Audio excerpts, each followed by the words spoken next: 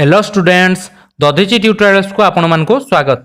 तो पिला माने आज आमे पढ़िबा सप्तम श्रेणी विज्ञान रो प्रथम अध्याय जार नाम पदार्थर पार्ट 40 आज डिस्कशन करिबा। तो पार्ट 3 रे आमे कोन पढ़िथिले पिला माने ना पदार्थर प्रकारभेद विषय पढ़िथिले। तो पदार्थ केते प्रकार ना कठोर कठिन तरल गैसीय एई सब विषय आमे कोन करथिले ना पूर्व क्लास रे डिस्कशन करथिले। पार्ट 4 रे कोन पढ़िथिले ना पदार्थर गठन विषय पढ़िथिले। आज आमे कोन पढ़िबा ना पदार्थर श्रेणी विभाग विषय आज आमे डिस्कशन करिबा। तो पदार्थर श्रेणी विभाग कहले आमे कोन बुझिबा ना पदार्थ को केतेटी श्रेणी रे विभक्त कराइछि। मौलिक पदार्थ काहा को जाय, यौगिक पदार्थ काहा को जाय, मिश्रण पदार्थ काहा को जाय, एई सब विषय रे आज आमे डिस्कशन करिबा।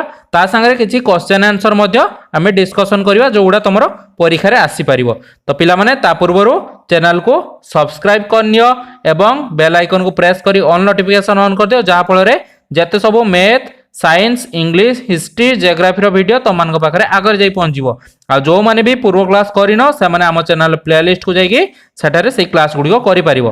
तो देरी न करी स्टार्ट करिया कोन ना पदार्थर श्रेणी विभाग हैला। तो पदार्थर श्रेणी विभाग माने कोन ना पदार्थर भौतिक अवस्था कोन ना कठिन अवस्था तरल अवस्था गैसीय अवस्था ए तीनोटी अवस्था रहिछि। तो ये पदार्थर तीनोटी अवस्था को दृष्टिकोण रे रखिकी आमे कोन करछे ना पदार्थ को तीन भाग रे पुणी विभक्त करिचे।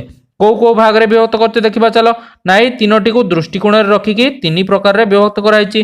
किंतु पदार्थ गुडी को सेमानकर रासायनिक संरचना को आउ कोन बा संयुति जेटा कॉन्स्टिट्यूशन आउ कंपोजिशन अनुसार कोन कराइछि ना आमे सेटा को पुणी तीन भाग रे विभक्त करिचे हैला। तार संरचना आउ तार संयुक्ति को नेकी आमे कोन करचे ना तीन भाग रे विभक्त करचे। कोन कोन ना मौलिक यौगिक आउ मिश्रण पदार्थ। तो ये तीनोटी पदार्थ विषय आज कौन करबा ना आमे जानिबा। ता पूर्व जानि रख तुम मानकर प्रत्येक दिन सकाळे 10टा बेले ऑनलाइन क्लासेस होची तुम माने आम चैनल जाई जॉब करि परिबो। तो पिला माने देखो कोन देइची ना प्रत्येक पदार्थ अनेक सूक्ष्म कणिकार थिबा जणा पड़िची। कथा पूर्व आमे कोन जानिछे जेउ पदार्थ गुडी को केवल गोटिए प्रकार कणिकार थाए सेहि मानको आमे कोन कहू ना विशुद्ध पदार्थ को। जो पदार्थ रे अन्य जिनस मिसिकी रहितिबो ताको आमे कोन कहू ना अविशुद्ध बा कोन अशुद्ध पदार्थ को। किंतु जोटा हमरो प्योर अवस्था रे मिलता है सेटा को आमे कोन कहू ना विशुद्ध पदार्थ कहि थाउ। मौलिक और यौगिक एही प्रकार विशुद्ध पदार्थ। तो मौलिक और यौगिक कोन ना एही प्रकार विशुद्ध पदार्थ अटंती। आउ केतेक पदार्थ अछि जेउथिरे एक रु एकाधिक कणिका मिसी करी रहिता है, कारण एहा एक बा एकाधिक विशुद्ध पदार्थर मिश्रण अटे। एही भली पदार्थ को आमे मिश्र पदार्थ बा मिश्रण बोली कहि थाउ। तो एही भली पदार्थ को आमे कोन कहू पिला माने ना मिश्र पदार्थ बा मिश्रण। तो आमे जानि गले मौलिक और यौगिक कोन ना हमको प्योर फॉर्म रे मिलंती बा संपूर्ण विशुद्ध अवस्था रे मिलंती। किंतु मिश्रणटा कोन हुए ना एक रु एकाधिक मौलिक किंबा यौगिक पदार्थ मिसिकी एही पदार्थटी तयारी होइताय। तापर देखो चलो कोन लिखाइछि एठी देइछि देखो तुम पई काम कौन देइछि ना तुमे दैनंदिन जीवन में व्यवहार करथिबा केतोटी पदार्थर तालिका कर सेगुडी को मध्यरु केगुडी को विशुद्ध पदार्थ आ केगुडी को मिश्रण पदार्थ से विषय लेख। तो तुम दैनंदिन जीवन कौन व्यवहार करछो ना कलम व्यवहार करछो, बही खाता पेन साइकेल आ कोन ना घर सब आसबाबपत्र व्यवहार करछो। सेही सब भितरु कोगुडी का कोन विशुद्ध आ कोउटा मिश्रित पदार्थ से विषय तुम लेखिबो। देखो तंबा तार काठ कोइला केउ प्रकार पदार्थ बोली तुम भावुछ। तो तंबा तार किछि जिंस मिसिक अछि किछि मिसिक नाही, से केवल तंबा रु तयारी। तो तंबा तारटा कोन विशुद्ध पदार्थ। काठ सहित भी किछि मिसिक नाही, तो काठ भी विशुद्ध पदार्थ। आ कोइला संगे भी किछि मिसिक नाही, तो कोइला भी गुटे विशुद्ध पदार्थ। एई सब कोन गोटे विशुद्ध पदार्थ। तो सेही भली भाबर देखो ना फिल्टर पानी विशुद्ध कि शुद्ध सेही विषय तुम निजे देखि नबो हैला। तो देखो तापर कोन देइछि ना एई सब कोन ना देखो तंबा को जेते प्रकार विश्लेषण कले मध्य तंबा छड़ा आमे कोनोसी जिंस मिलिबो नाही। तो तंबाटा आमे कोन ना विश्लेषण कले माने ताको अलग अलग कर देले मध्य आमे कोन हो ना सेही तंबा ही मिलिबो। तो तंबा एक कोन ना विशुद्ध पदार्थ। सेही परि लुहा सुना रूपा एल्युमिनियम अंगारक गंधक उद्जान अम्लजान इत्यादि पदार्थ को जहा को भी नहीं आमे जेते खंड विखंडित कले भी ताहा एई परि कि रासायनिक विश्लेषण कले मध्य कोन हबो ना हमको सेही पदार्थ ही मिलिबो। कोन हबो ना विभिन्न विभिन्न गुण विशिष्ट पदार्थ मिले नाही, हमको कोन हुए ना सेही पदार्थ ही मिली थाए। कारण एही परि प्रत्येक पदार्थ केवल गोटे प्रकार कणिकारे गठित होइतांती।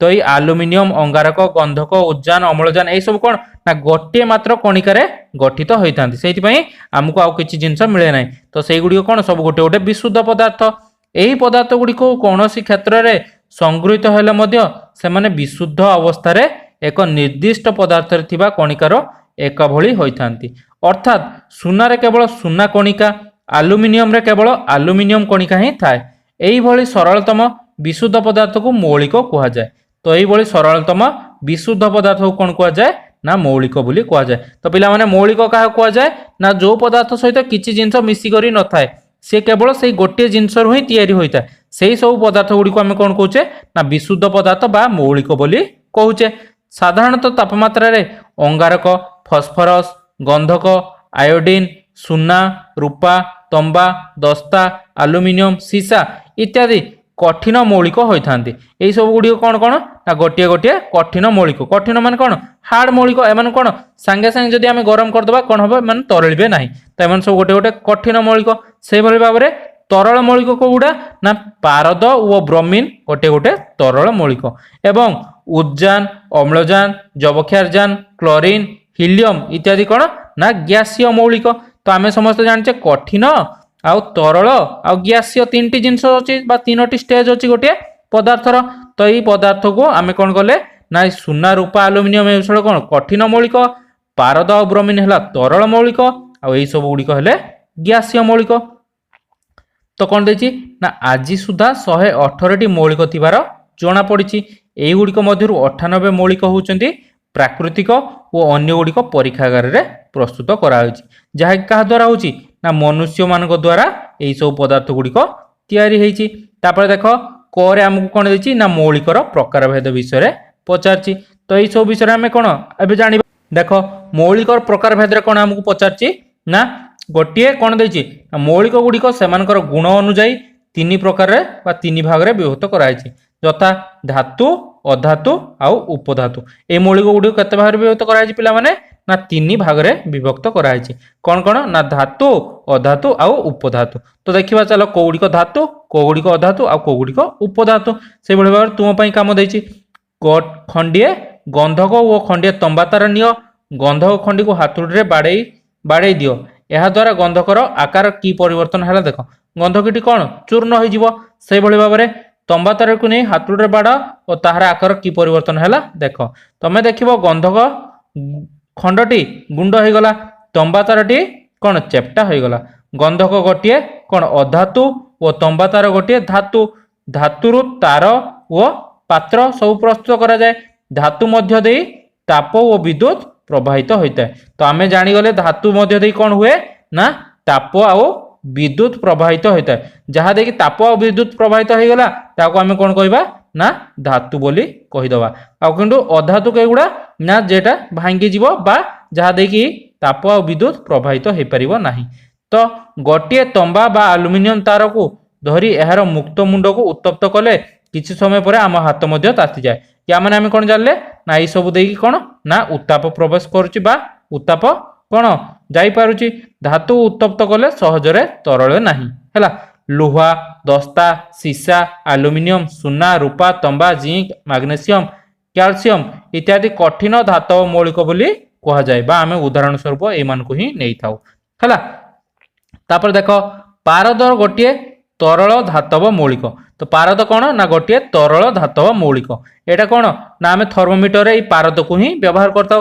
तो ये सर्ट क्वेश्चन मन रखिब पारद कौन ना गोटे तरल धातव मौलिक अधातु गुड़िक मध्य अंगारक गंधक फस्फरस इत्यादि कठिन अधातु मौलिक है तो ये जिनस कौन ना उद्जान अम्लजान जबक्षारजान क्लोरीन हिलियम इत्यादि कौन ना अधातु मौलिक अटंती ब्रोमीन एकमात्र तरल अधातु मौलिक अटे है तो ब्रोमीन टा कौन ना एक अधातु मौलिक अटे है तापर देख अल्प केतोटी मौलिक अच्छी जेगुड़िकर धातु व अधातु उभय परी कार्य करथांती कारण से गुड़िक केते गुड़िए धातव गुण और केते गुड़िए अधातव गुण रही है जेटा मिश्र धातु आम कहे जेटा कौन मिसिकी रही है बा उपधातु जेटा आम कहे धातु और अधातु मिसिकी आमको उपधातु दौरान यही मौलिक को आम कौन कहे ना उपधातु कहू आर्सेनिक आंटीमनी इत्यादि यही उपधातु भितर जाती प्राकृतिक मौलिक पदार्थ को नहीं आम पृथ्वी भूतत्व गठित होइछि भूतत्व जो मौलिक केते परिमाण अच्छी ताहा एठारे दिखाई।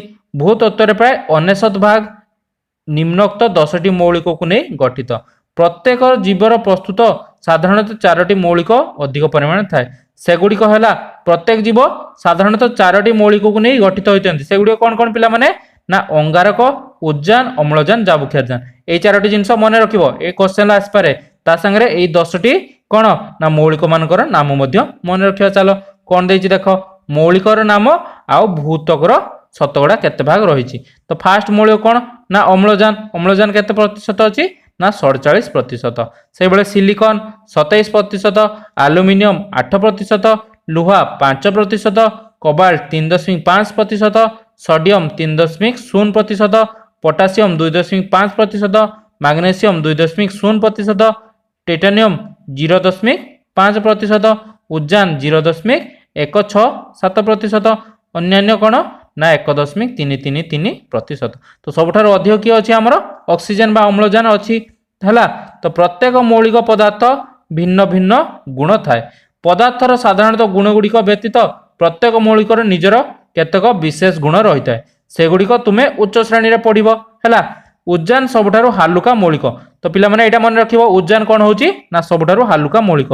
यह एक दहनशील मौलिक। अम्लजान गोटे विशेष धर्म है अन्यान्य पदार्थर दहन रे साहाय्य करे। तो अम्लजान कौन करे पिला माने ना अन्य जिनस को जलिबारे साहाय्य करे। उद्यान और अम्लजान रासायनिक संयोग द्वारा जल उत्पत्ति होता है। तो आम समस्त जानते जल संकेत है H2O। तो दुईटी हाइड्रोजेन आ गोटे ऑक्सीजन, दीटा उद्यान आ गोटे कौन अम्लजान मिसले आमको कौन दियंती ना जल सृष्टि करके दियंती। ए जिनस आम कौन ऊपर क्लास रे पढ़िबा है। जल दहनशील नुहे। जल अन्य पदार्थर दहन रे साहाय्य करे नाही। दुई बा ततोधिक मौलिक निज निज मध्य रासायनिक प्रतिक्रिया घटी करी नूतन पदार्थ उत्पन्न करिथांती।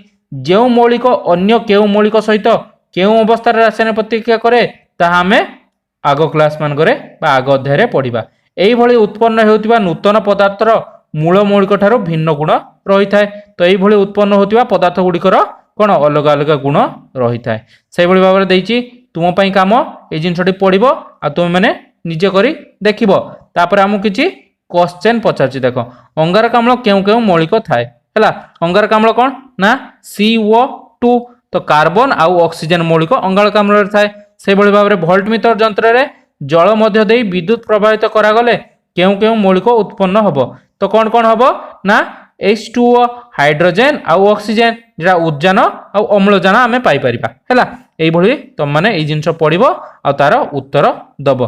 तापर देखो दुई प्रकार विशुद्ध पदार्थ मौलिक और यौगिक व्यतीत आहुरी अनेक पदार्थ आमे देखू आ व्यवहार करू। एई प्रकार वस्तु बा पदार्थ गुडी को आमे कोन करू ना वायुमंडल रे देखिबा को पाऊ। वायु की प्रकार पदार्थ हमको एठी पचारछि।